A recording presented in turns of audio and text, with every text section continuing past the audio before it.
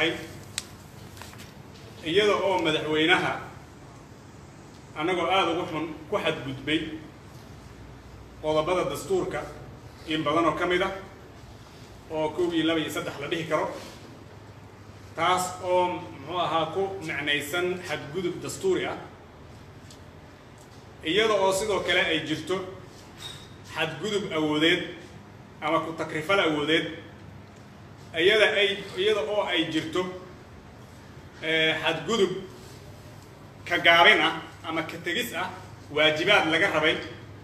muddadii dheereed ee madaxweynaha xilka lagu aaminay uu dalka u hayay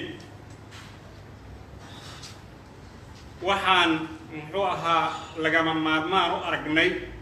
annaga oo gudinayna waajibaadkeena dastuuriga ah iyo kalsoonidii shacbiga Soomaaliyeed nagu doortay madaxweynihii aan iyaga magacooda ku dooranay haddii uu gabay uu ku fashilmay uu gudun waayay waajibaadkii dastuuriga ahaa ee laga rabay waxaa lagama maarmaan noqotay inaan qadanno tallaabada shacabka uu naga doonayo oo dastuurka na faray sidaas daraaddeed iyada oo faahfaahinta iyo dokumentiga eedaha iyo tallaabooyinka sida loo qaadayo golaha baarlamaanka hortiisa laga soo jeedin doono aan filayo inaad haysataan laydin qiibiyay dokumentiga oo qoraal ah oo hordhac ah waxaan idin cadaynaynaa inaan tallaabadaas saas u qaadanay ayna tahay tallaabo waafaqsan sharciga iyo nidaamka dalka u degsan iyo dastuurka jamhuuriyadda federaalka Soomaaliya aad baad u mahadsantihiin waxaan ku dhaweynayaa ku wareejinayaa xildhibaanada garbayga fadhiya ee u xil saaran inay ka hadlaan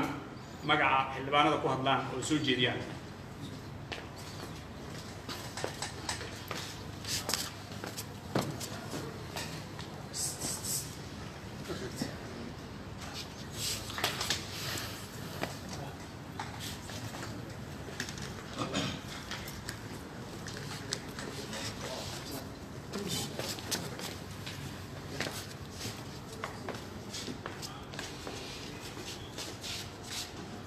بسم الله الرحمن الرحيم الحمد لله رب العالمين والصلاة والسلام على رسول الله صلى الله عليه وسلم حسنا يا اللي بعنا شرفت له هالكن سويمت ميدياها iyo khiyaarta kale ee goobta fadhida waa laga hadlay hindisaha soo jeedinta ah iyo gudbintiisii iyo qabashadiisii waxaan rabaa inaan sheego horta anagu waxaan nahay guddi ay soo direen maaragtay xildhibaanada hindisahan ku saxiixan hindisahan wuxuu marayaa processkii caadiga ahaa ee loogu talagalay maadaama aanu gudbinayna waxaanu ka sugaynaa in maaragtay guddoonku uu soo gudbiyo golaha hindisahani wuxuu xambaarsan yahay qodobo u qalma in madaxweynaha xilka looga qaado oo ay ka mid yihiin khiyaano qaran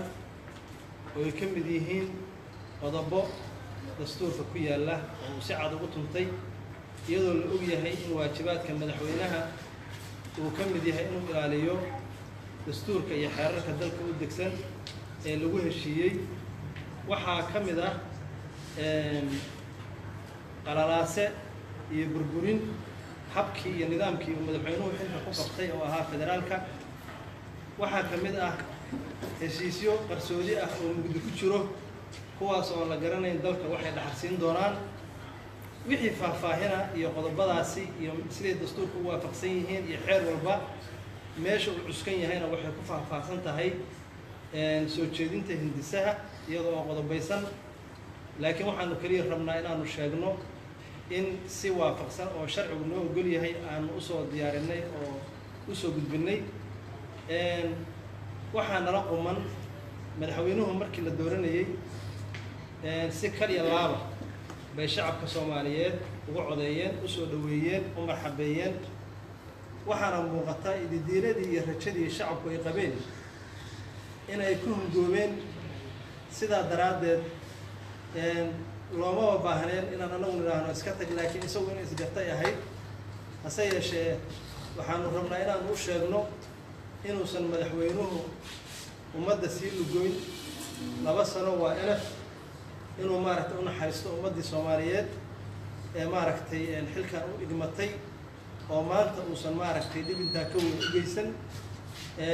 sidaasaanu rabnaa inuu maaragtay soo jeedino aad iyo aad baad u mahadsantihiin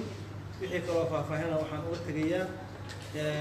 saaxiibadeeda xildhibaanada kale oo boorka fadhiya waa mahadsantihiin. Assalaamu calaykum waraxmatullahi wabarakaatu.